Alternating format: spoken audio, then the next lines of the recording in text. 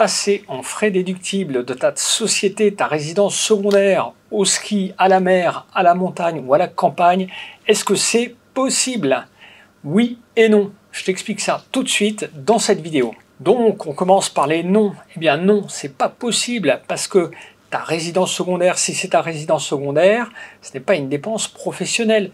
Et tu sais que fiscalement, les frais déductibles que tu passes sur ta société, ça doit être des frais engagés dans l'intérêt de l'activité de ta société. Donc là, ce que tu es en train de comprendre, c'est que si c'est ta résidence secondaire et que c'est déclaré comme tel, il n'y a pas de raison que ta société puisse payer ta résidence secondaire. Ta résidence secondaire, c'est ta résidence à toi, et si c'est toi qui l'utilises, il n'y a pas de raison que tu puisses la passer dans les frais déductibles de ta société. Ensuite, non, parce que vu le montant que va te coûter ta résidence secondaire, va peut-être te coûter 100 000 euros, 150 000 euros, 200 000 euros, 300 000 euros, c'est beaucoup d'argent, c'est pas une petite dépense comme ça, c'est un investissement qui est peut-être disproportionné par rapport à l'activité, par rapport à la capacité financière de ta société. Donc ce serait ce qu'on appelle un acte anormal de gestion. Donc c'est un deuxième motif pour éviter de faire ça n'importe comment. Et puis non, parce que si ta résidence secondaire, c'est ta résidence secondaire, ce n'est pas un bureau. Donc là aussi, il ne faut pas tout mélanger. Et donc, ce n'est a priori pas possible.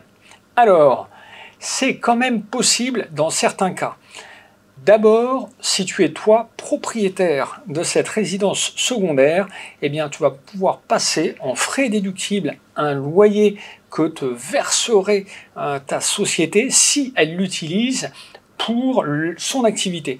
Donc son activité c'est quoi? Eh bien si toi tu travailles dans ta résidence secondaire, tu peux tout à fait demander à ta société de te verser un loyer à toi propriétaire de la résidence secondaire, et ce loyer fiscalement il va être déductible des frais de ta société, ça va lui permettre de payer moins d'impôts. Par contre toi ce loyer, eh bien il va falloir que tu le déclares à l'impôt sur le revenu, donc tu vas payer des cotisations sociales et même quelques prélèvements sociaux. Donc oui, tu peux passer en frais déductibles la part de loyer qui correspond à l'utilisation que tu fais de cette résidence secondaire pour les besoins professionnels pour travailler. De la même façon, tu vas pouvoir également passer un loyer qui sera déduit du bénéfice de ta société, du calcul de ses impôts, si elle l'utilise pour le développement de son activité en organisant par exemple un événement pour tes clients, pour les partenaires, pour les fournisseurs. Eh bien, si tu les invites dans ta résidence secondaire régulièrement, tu vas pouvoir te verser un loyer, ta société passera en frais déductibles ce loyer, puisqu'elle utilise ta résidence secondaire pour son développement, pour le développement de son activité. Et enfin, oui également, si ta société est propriétaire directement ou indirectement, peut-être que ta société elle a créé une SCI qui sera filiale, qui sera une de ses filiales, et cette SCI, elle est propriétaire de ce bien immobilier. Ça, c'est tout à fait légal, c'est possible, à condition que ce bien immobilier, eh bien, il soit donné en location, qu'il ait un revenu, et donc, pourquoi pas, eh bien, le locataire, ça peut être toi, qui va verser un loyer, et donc qui va quelque part remettre de l'argent dans ta société ou dans sa filiale du fait de l'utilisation que tu en fais. Donc tu le vois, dans ce cas-là, dans ce troisième cas, eh bien, tous les frais liés à cette résidence secondaire, eh bien, tous ces frais, tous les frais d'acquisition, les frais notaires, les frais d'entretien, les frais de réparation, l'électricité, etc., tout ça, ce sera passé en frais de ta société ou de sa filiale, ce qui revient un peu au même, à condition que toi, tu verses un loyer pour l'usage que tu en fais au titre, toi, de ta résidence secondaire. Voilà, donc c'est un schéma qui rend possible le fait de passer dans les charges déductibles de ta société le coût d'acquisition de ta résidence secondaire. Attention quand même, le coût d'acquisition, elle ne pourra pas passer en frais déductibles en totalité l'année de l'investissement.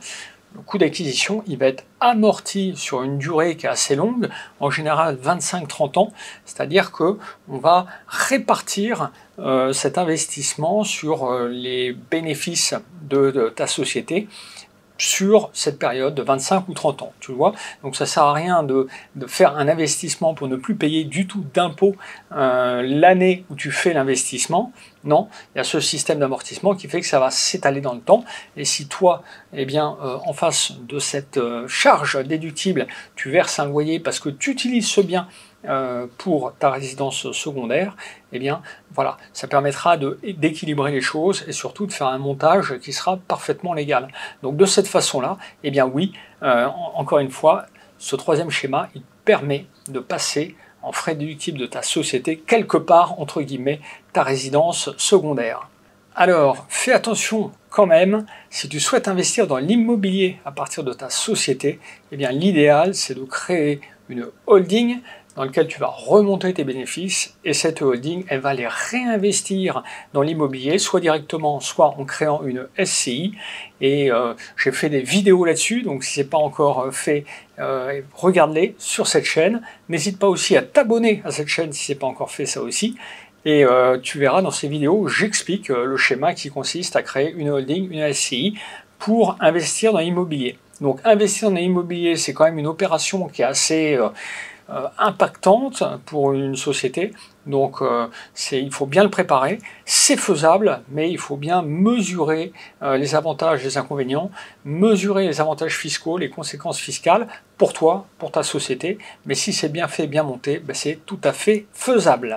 Pour créer ta société, ta holding ou ta SCI, n'hésite pas à aller sur legalplace.fr, en quelques clics, on créera ta société, tu verras. Et puis si tu cherches un expert comptable pour t'accompagner, pour développer ton activité, pour créer ta holding, pour t'accompagner dans cet investissement immobilier, n'hésite pas à nous contacter chez ComptaPlace, le service d'expertise comptable de LegalPlace, dont tu pourras bénéficier en allant sur legalplace.fr.